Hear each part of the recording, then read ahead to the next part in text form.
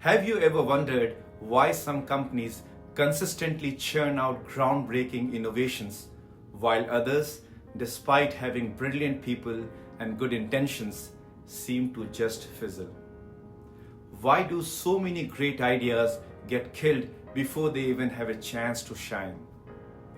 That's the question at the heart of Loonshots: how to nurture the crazy ideas that win wars, cure diseases, and transform industries, written by Safi Bahcall.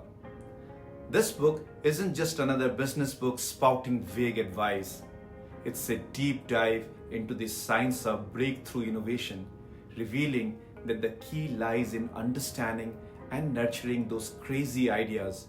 The author calls those ideas as the Loonshots that are often dismissed or even actively suppressed. Today, I'm going to unlock the core principles of Loonshots and show you how you can apply them to your own organization or projects. One of the most counterintuitive arguments in Loonshots is that structure matters more than culture. We often hear that a great company culture is the key to innovation. But Bahcall argues that even the best culture can be undermined by a poorly designed structure. Think about Nokia. For years, they were the undisputed king of mobile phones. They had talented engineers, a strong brand, and a seemingly innovative culture. But they missed the smartphone revolution. Why? Bahcall would argue that their structure, the way they organized teams, allocated resources, and evaluated ideas was designed to optimize their existing business, not to explore radical new possibilities. So, how do you fix this? Bahcall introduces the idea of a system snap, a small, almost imperceptible change in structure that can have a dramatic impact. Think of it like adding salt to water. Depending on the conditions, a little salt can either prevent ice from forming or help it melt faster. The same principle applies to organizations. A minor tweak to how teams are structured can transform a rigid group into an innovative powerhouse. The key to unlocking innovation lies in understanding the coexistence of phases. Just like water and ice can exist simultaneously at 32 degrees Fahrenheit, organizations need to create environments where both radical new ideas, Loonshots, and established products, franchisees, can thrive. This requires careful phase separation and dynamic equilibrium. To understand how this works, let's look at a historical example. During World War II, Vannevar Bush played a critical role in coordinating scientific research for the US government. He understood that you needed different approaches for developing cutting-edge weapons, again Loonshots, and for mass producing existing ones. You can call them as franchisees. One of the most impactful Loonshots to come out of this effort was the development of microwave radar. By early 1943, German U-boats were strangling Britain's supply lines. Allied shipping losses were staggering. But a team led by Alfred Loomis developed a powerful microwave radar that could detect U-boats, even at night or through fog. They also created a grid of radio signals for pilots to navigate. The result was a game changer. In May of 1943, Allied forces sank 41 U-boats, and within 90 days, shipping losses plummeted by 95%. This success and many others led Bahcall to identify two key figures who understood the importance of balancing Loonshots and franchisees.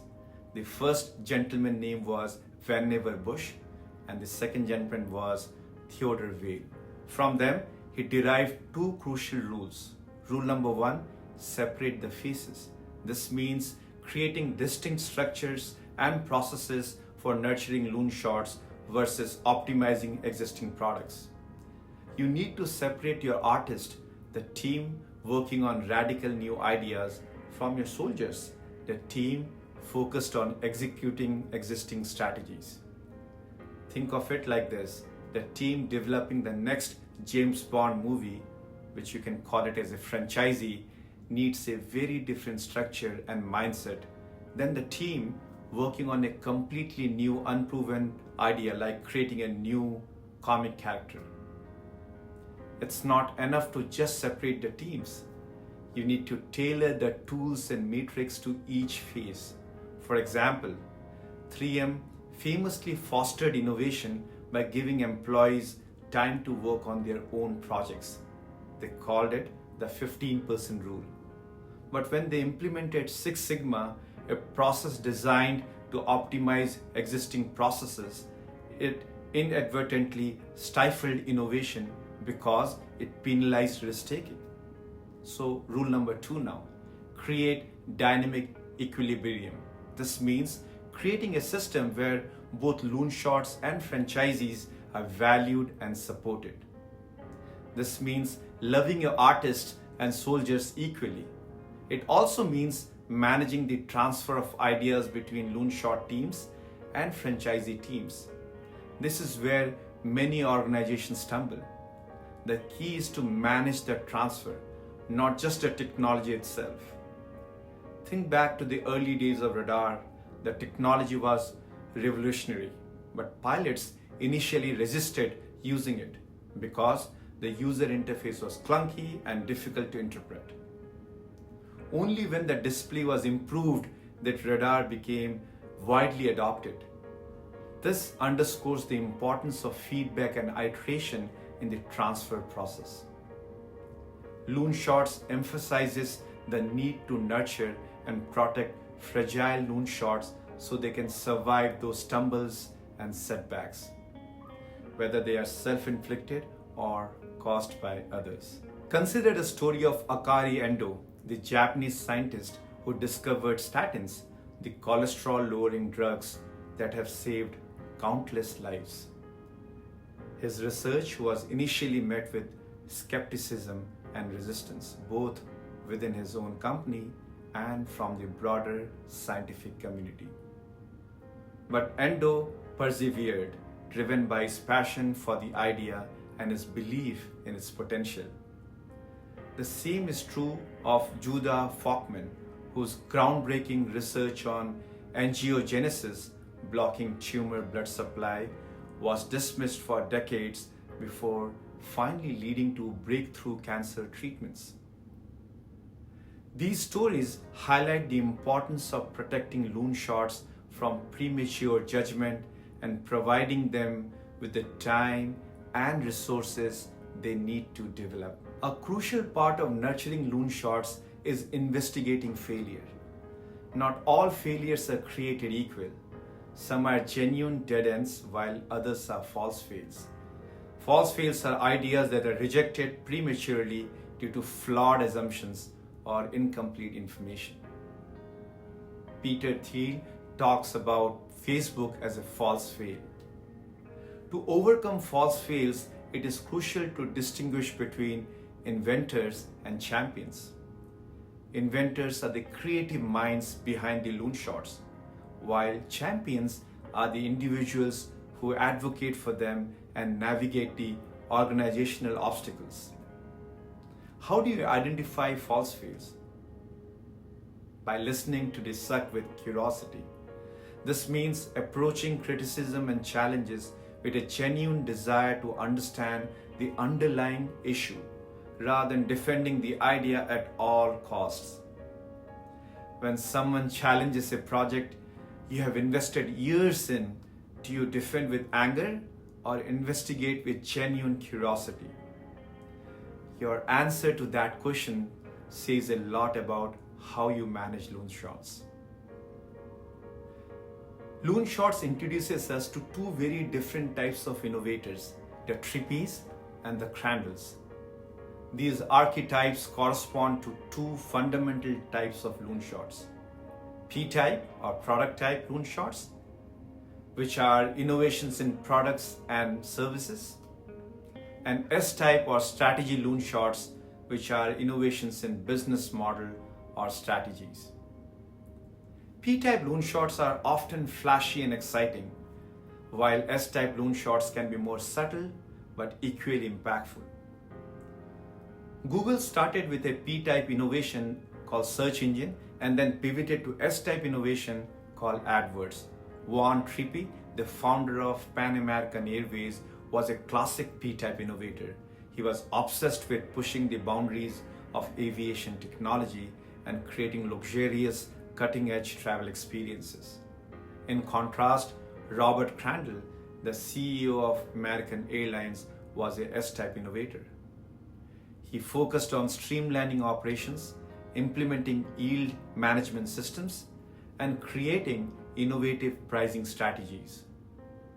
Crandall created a system for airline reservation and big data 30 years before they arrived. Before Trippe, there was no intercontinental flight. The China Clippers journey was more than just a flight. It was a pure spectacle.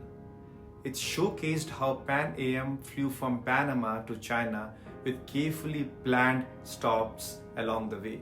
These stops included Wake Island, Midway, and Guam, serving as crucial stepping stones for refueling. The adventure even inspired a Warner Brothers movie. To truly master the art of nurturing Loonshots, you need to cultivate a system mindset rather than an outcome mindset. In chess, an outcome mindset focuses on whether a move was good or bad based on its immediate consequences. A system mindset, on the other hand, analyzes the decision process behind the move, considering the overall strategy and the potential for long-term gains. In organizations, a system mindset means evaluating decisions independently of their outcomes. Even a well-reasoned decision can lead to a negative result and vice versa. The goal is to create a culture where people are rewarded for making sound decisions, even if those decisions do not always pay off immediately. Just mind the system, not manage the project. At its core, Loonshots is about understanding phase transitions. A phase transition is a shift in the state of a system, like water freezing into ice or a team rejecting a promising new idea. These transitions are often triggered by small shifts in system properties. These small shifts are governed by entropy and binding energy. Identifying those control parameters is the key to changing when systems will snap, when solid will melt, when traffic will jam, or when team will begin rejecting Loonshots. One critical control parameter is team size. Bahcall argues that there is a magic number around 150 people, beyond which it becomes increasingly difficult to maintain strong relationship and a shared sense of purpose. This is related to the invisible acts, the subtle but powerful forces that can stifle innovation in larger organizations. The launch of Sputnik was crucial. It prompted Eisenhower to call Neil McElroy. This spurred the creation of ARPA, later DARPA, an organization specifically designed to foster radical innovation in military technology. ARPA created the environment to increase autonomy, visibility, and soft equity. This brings me to the end of my presentation, and let me summarize before I end my video. For Loonshots to flourish, 3 criteria should be met. Number 1, phase separation. Create distinct structure for Loonshots and franchisee teams. Number 2, dynamic equilibrium. Value and support both types of teams equally. And number 3, critical mass. Ensure that Loonshot teams have sufficient resources and autonomy to thrive. Loonshots offer a powerful framework for understanding and nurturing innovation. By applying the principle of phase separation, dynamic equilibrium, and critical mass, organizations can create environments where crazy ideas can flourish and transform the world. What are your thoughts on Loonshots? Share your experiences with breakthrough innovation in the comments below. And do not forget to like, subscribe, and hit that notification bell for more insightful content like this. Thank you for watching.